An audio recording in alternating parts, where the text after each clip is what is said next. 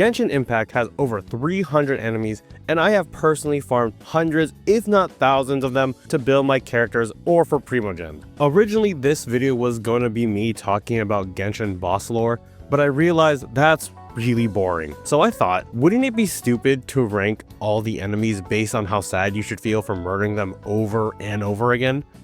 Well, you're in luck, because I am that stupid, and I'm going to rank the saddest enemies to farm. This is my Genshin enemy tier list. At the time of recording, between common enemies, overworld bosses, and weekly bosses, there are 326 enemies. That is way too many, and I'm not even including world quest bosses like Narcissus Crux or even the local legends. Those are enemies based on an existing mob, but with a cooler name. A lot of the enemies are also just variants or the same thing with just a different font, so I'm going to combine them. For example, I don't need to place every individual Hilly. After grouping all of the common enemies together, we went from 326 to 73, which is still a lot, but it's a lot more manageable because most of these are common enemies which I can breeze through.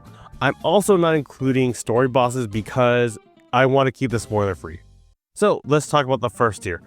The first tier is the I'm not sorry tier. In fact, you're doing a good thing by farming these enemies. I'm starting off the list with any abyssal monsters. Abyssal mages are the most annoying common enemies I've faced when I started playing Genshin. They have a dumb shield, they can taunt you, and they can catch these hands. Abyss Lectors also have a shield that is the bane of my existence as a Geo main. There's also the Iniquitous Baptist, which I thought would have more interesting lore, but no.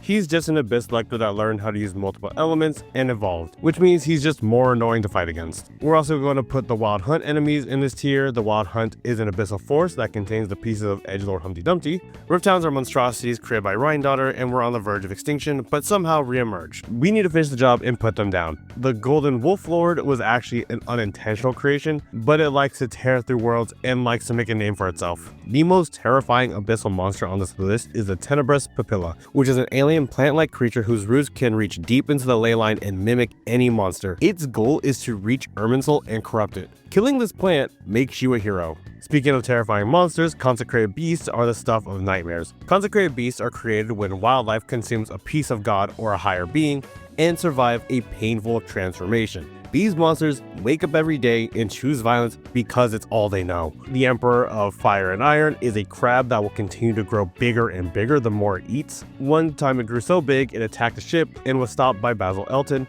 before she became an admiral. To be honest, you honor her legacy every time you farm this creature.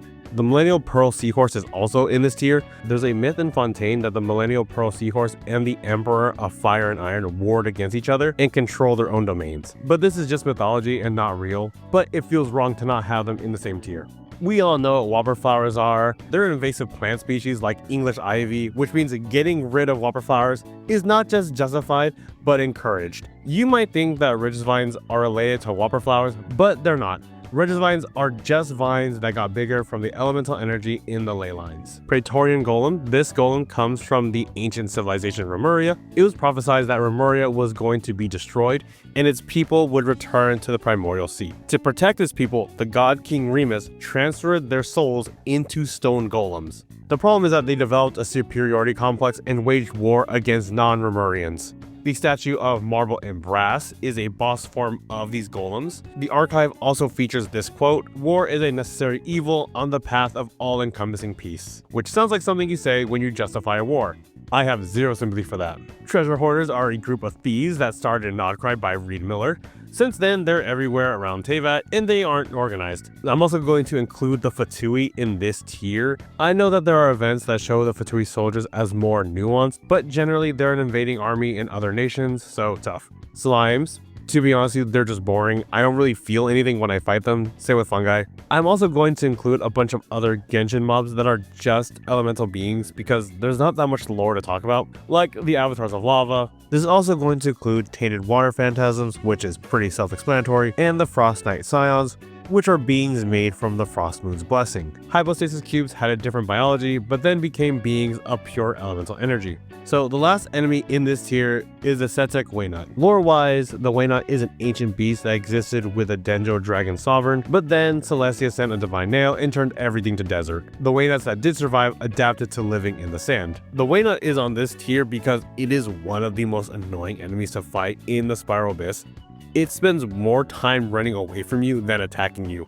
The fact that this boss design got approved by Hoyoverse makes me so upset in real life. Our second tier is the Rule of Cool tier. It may not be justified, but it is cool as hell. Next are the Nobushi and the Karagi. They're both very similar. They're both masterless swordsmen that like to rob people. Let's be honest, fighting samurai is just really cool. I'm going to also include the Magokenki because conceptually it is one of my favorite designs. The Magokenki is a machine that was made using the memories of Michihiro, who is a legendary Oni swordsman that taught the Kujo clan. I'm also going to put Eremite enemies on here. Eremites are people from the desert region of Sumeru. Some Eremites are super chill like Dia and Sino, but then there are Eremites that are just raiders and cultists. I also love their battle music. Teyvat also has a bunch of automatons, like a lot of them, and fighting these robots is just so satisfying.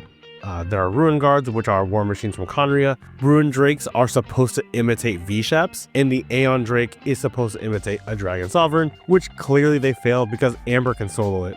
There's also the Perpetual Mechanical Array, which is the Ruin Guard equivalent of a Hyperstasis Cube. There are also Primal Constructs, which are machines created by King Deshret to protect his Utopia. This is also going to include the algorithm of semi-transient matrix of Overseer Network, which controls other primal constructs. Now, I'm not going to include Clockwork Mecha on this tier because they belong in a higher tier.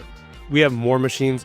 The experimental field generator was made as part of a plan to make Fontaine a floating city. Really cool plan. Failed miserably though. The core exploded and destroyed the research facility. The secret source automatons are machines from Natlan. There's a whole bunch of AI machines in Natlan because of the Pyro Dragon Sovereign.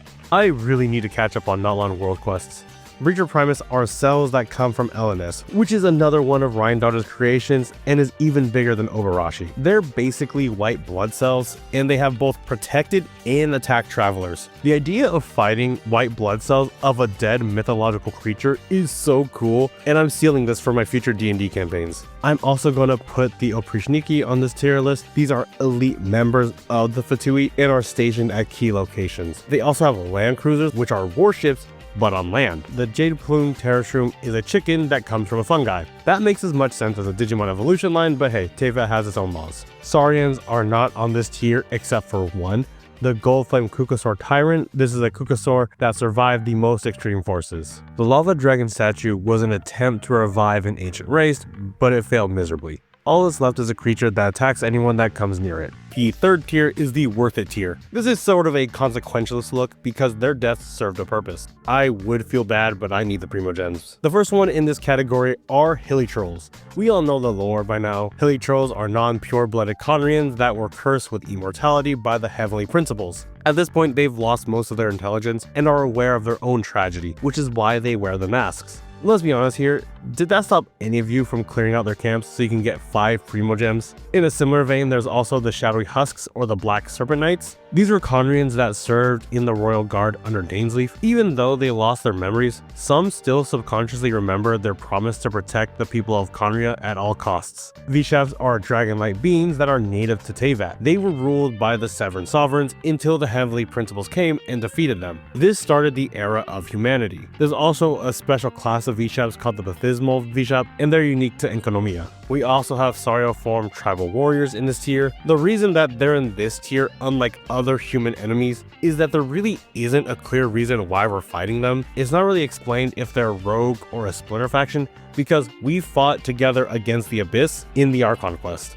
Wyatt manifestations aren't really hostile according to the lore. They act as guides or a way for you to train your abilities. The wayward Hermetic Spirit Speaker is just a priestess of the Master of the Nightwind whose power grew too strong, so she isolated herself to control it. Honestly, she's just kinda lonely. This is also where I would put Clockwork Mecha. Clockwork Mecha were created by Alain Guillotine about 500 years ago, and his mechs were so advanced that it made all traditional clockwork obsolete. My only question is, why are they built so thick? I know that's a Hoyo decision, but now it's Elaine's problem. The Hydrotopla is the combined consciousness of the wills dissolved in the Primordial Sea. Xuanwen beasts were servants of an Adeptus, but after they died, these beasts became more aggressive. On top of that, their territory is slowly being taken over by humans. They're essentially an endangered species.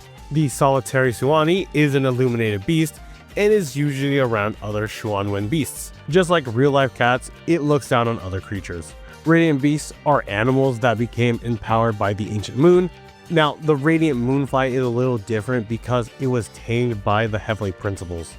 This brings us to our final tier, which is the maybe I'm the problem tier. Saurians are the descendants of Pyro-Vishaps and have lost their original power and wisdom. Since then, they become companions to the people of Natlan. To make things even worse, you can farm the baby Saurians. I genuinely don't understand why we need to do this. But even worse are the Fonsumer Aberrants. These are just animals, especially the blubber beasts. They don't even attack you. You have to go out of your way to fight them. I know that there are more aggressive ones, but the blubber beast is their representative, and you should feel bad. Rodea of Locke is the Ocinid you fight in Leeway. After Egeria, the original Hydro Archon, died in the Cataclysm, many Ocinids did not agree with the new Archon Focalor and fled Fontaine to find a new home. Rodea is basically a paranoid exile and is just depressing. Thunder manifestations are like Ocinids but are cooler because they're made of pure fury. They also appear in places of great resentment. This one makes me sad because it reminds me of one specific world quest.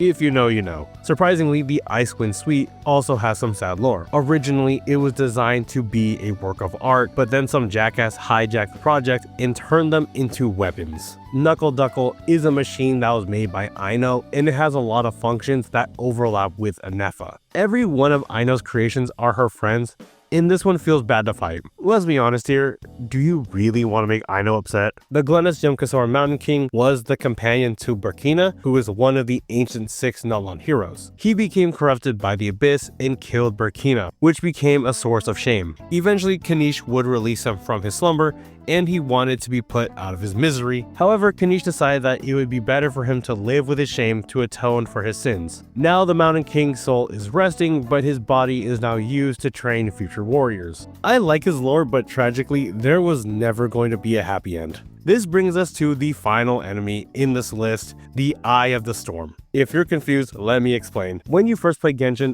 the Eye of the Storm is one of the first challenges, but now it's just a joke. It's like watching somebody way past their prime trying to prove that they still got it. It's just sad. It hasn't been relevant since Genshin's launch because Hoyoverse themselves probably forgot that it even exists. On top of that, it doesn't have any drops, which makes its existence even more pointless than it already was. And that's everything. That is all the enemies in Genshin. Hopefully you learned something and maybe you'll think twice before you fight. I'll see you guys next time. It might be a week, it might be a year.